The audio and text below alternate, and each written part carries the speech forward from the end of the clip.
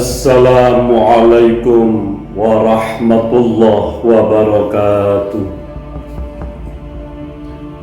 A'udzu billahi minasy syaithanir rajim. Bismillahirrahmanirrahim. Alhamdulillah wassalatu wassalamu ala nabiyyina Muhammadin wa ala alihi wa ashabihi ajma'in, amma ba'du.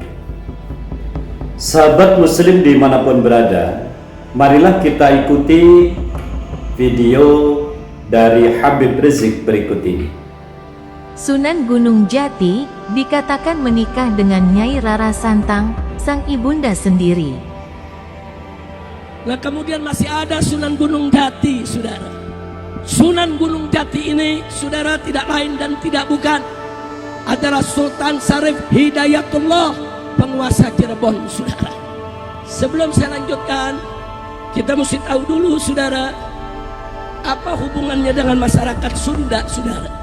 Nah, hubungannya mari kita lihat, saudara, bahwa Sunan Gunung Jati menikah dengan Nyai Rara Santang, putri Prabu Siliwangi. Sahabat muslim dimanapun berada, menyimak kesalahan dari ceramah Habib Rizik Syihab yang menerangkan tentang Sunan Gunung Jati, yang bahwasanya kata Habib Rizik Syihab, Sunan Gunung Jati itu menikah dengan Rara Santang, putri dari Prabu Siliwangi. Padahal Nyai Rara Santang ini adalah ibunya.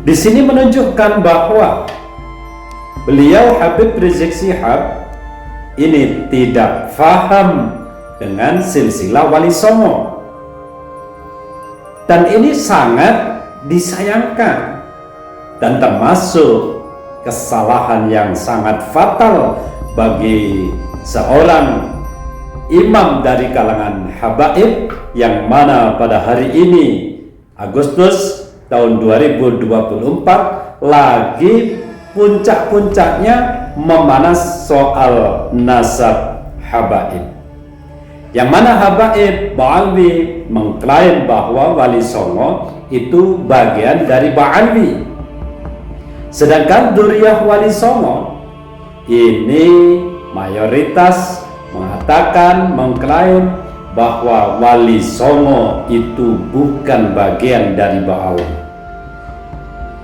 Namun di sini kita bisa menyimpulkan, kalau memang Wali Songo itu adalah bagian dari Ba'alwi, seharusnya Habib Rizik Syihab tidak keliru di dalam menerangkan ini. Seharusnya tidak keliru. Ya benar, manusia itu tempatnya salah dan lupa. Al-insanu makhlul khata'i wan nisyan. Cuma ini keterlaluan kesalahannya. Seperti kesalahan Habib Lutfi itu juga sangat fatal. Harusnya tidak salah di situ. Yang beliau sampaikan, man ra'aitul munkar. Padahal itu hadis yang sudah umum. Kalau beliau faham nahu, tidak boleh mengatakan semacam itu. Padahal hadis yang asli, man ra'a minkum munkara. Seperti itu. Kenapa menjadi ra'a itu? Itu menunjukkan tidak faham terhadap nahu dan sorof. Tidak boleh ada kekeliruan semacam itu. Kayak ada satu hadis, man ra'aitul munkara fayughayyiru yadi. Termasuk itu tadi, Habib Rizik Syihab seharusnya tidak boleh keliru menerangkan tentang Sunan Gunung Jati menikah dengan ibunya sendiri. Ini menunjukkan kesalahan yang fatal bahwa Habib Rizik tidak paham dengan silsilah dari keluarga besar Wali Songo.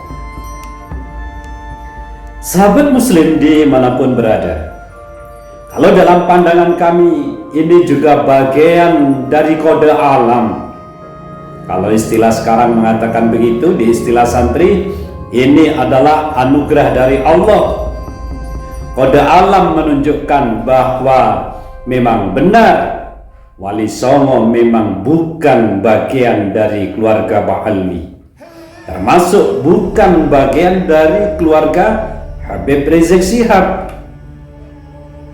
Apa ini buktinya?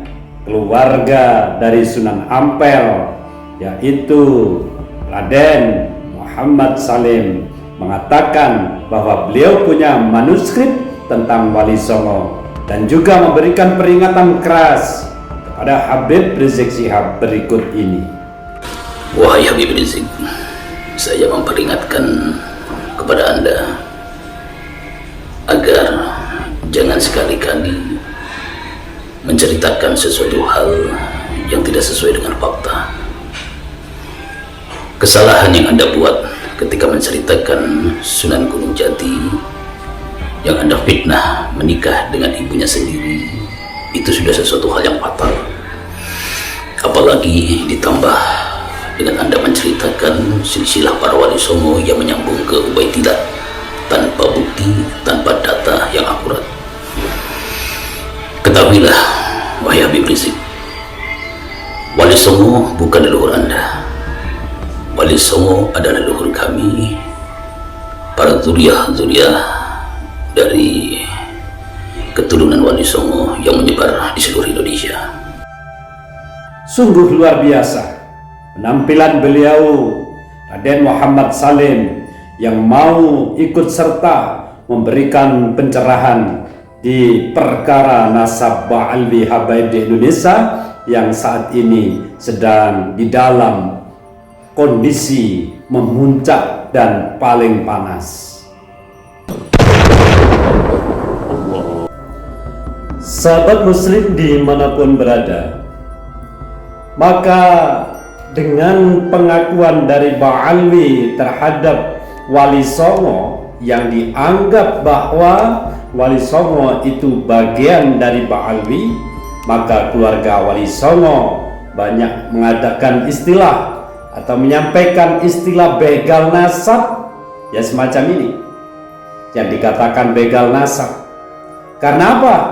Keluarga Wali Songo punya manuskrip, punya sejarah, dan keluarganya sekarang masih ada, seperti contoh keluarga Sunan Ampel. Ini orangnya masih ada dan punya manuskrip atau sejarah filologi kehidupan dari keluarga para keluarga Wali Songo atau jejak leluhur dari Wali Songo. Sahabat muslim dimanapun berada, kalau keluarga Wali Songo ini sudah melakukan tes DNA dan hasilnya itu adalah J1. Seandainya Wali Songo ini memang bagian dari keluarga Ba'alwi, tentu keluarga Wali Songo hasil tes DNA-nya pasti G, sama dengan Ba'alwi, yaitu G, Yahudi Askenazi. Itu logikanya semacam itu. Atau sebaliknya, seandainya memang benar Ba'alwi itu bagian dari Wali Songo atau Wali Songo itu bagian dari Ba'alwi, tentu hasil tes DNA dari klan Ba'alwi secara nasional ataupun internasional pasti J1. Karena memang bukan bagian dari Ba'alwi, maka keluarga Wali Songo ini berbeda haplogrup, yang mana haplogrup dari keluarga Wali Songo yang ada di Indonesia itu J1, sedangkan haplogrup dari keluarga Ba'alwi Habaib di Indonesia ini adalah G, yaitu Yahudi Askenazi. Ini real dan fakta, bukan fitnah, yang tidak bisa dibantah begitu saja argumen ini. Sahabat muslim dimanapun berada, hari ini semua sudah terbuka.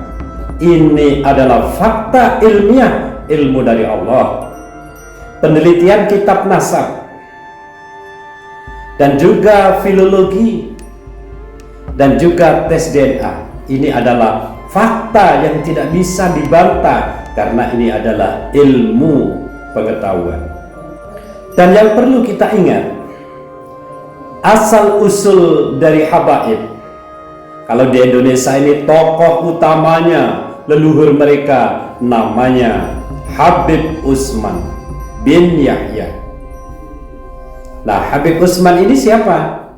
Kalau dulu sebagian habaib tidak terima kalau Habib Yahya ini dikatakan antek Belanda. Sekarang sejarah sudah terbuka. Gus Abbas sudah menyampaikan tentang sejarah Habib Utsman. Saya tidak benci, saya lagi memaparkan sejarah. Memang habaib dari Hadramaut yang mendatangkan Belanda. Bukan karena benci, fakta sejarah. Sampean jangan tersinggungan.